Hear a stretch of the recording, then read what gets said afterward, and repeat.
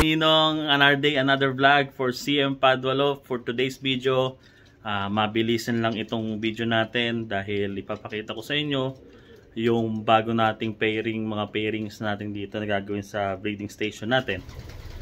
Bali ito, second clutch na to. Ayan. Samahan nyo. Nga mga ninong, ayan o, nakikita nyo. Ayan. Pakain na tayo. Dami nila.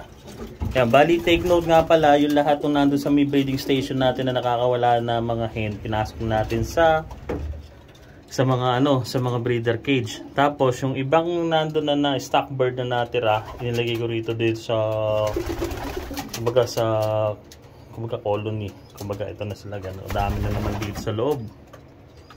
Sa isang sa isang part ng loop natin. Yan mga ninong. O dako naman tayo dito mga ninong sa sa ating breeding station. Yan. Bali, pinasok natin yung mga hen. Ito hindi pa pwedeng awatin eh. Ayan, maliit pa. Siguro mga 1 linggo pa yan, pwede na. Tapos ito ang pinagpares natin ngayon ay Porsche 911 naka-cross ay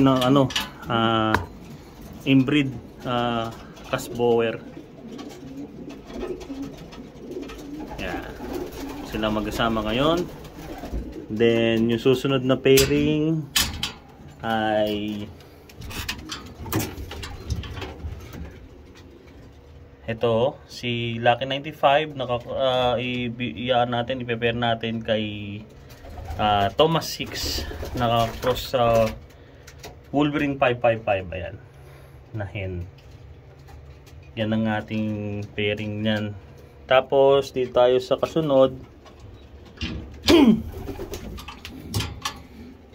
Ito naman inbreed Queen L naka-cross.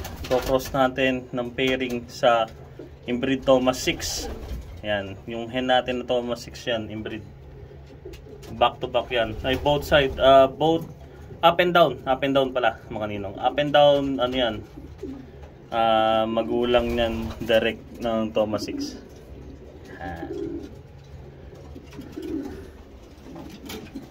So yan yung mga bago nating pairing na para sa second clutch. Ito naman, maliit pa. Ito yung inbreed na Mona Lisa natin. Ayan. Pasensya ka mga ninong. Kasalukuyan ako naglilinis dito ngayon. Ayan. Ayan, maliit pa yung nakay. Tapos yung anak ni Balik-Balik. Ayun, maliit pa. Ayan. Bali nga pala yung mga anak nito ni inbreed Queen L nandito na sa sa mga naiwalay natin ng mga inakay. Ayun, ito yung isang anak niya, saka saan pa ba isa? Ayun, siguro nakaupo na to. Ayan, lalaking katawan, puro sila masilan na, di yung malaman. Ayun na. Tapos kaya ko itong mga ninong tinanggal yung mga rito, yung iba, dahil siguro 1 linggo pa ibababa ko na ito lahat dito sa flooring para presko sila.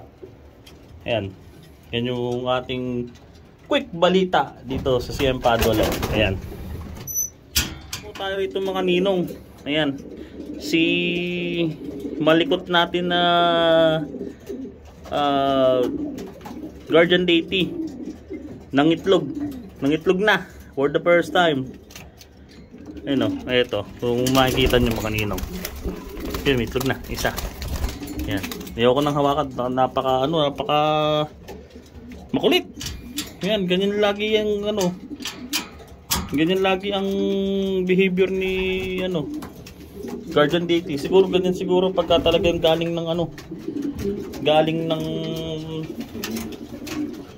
na race or galing ng one loop.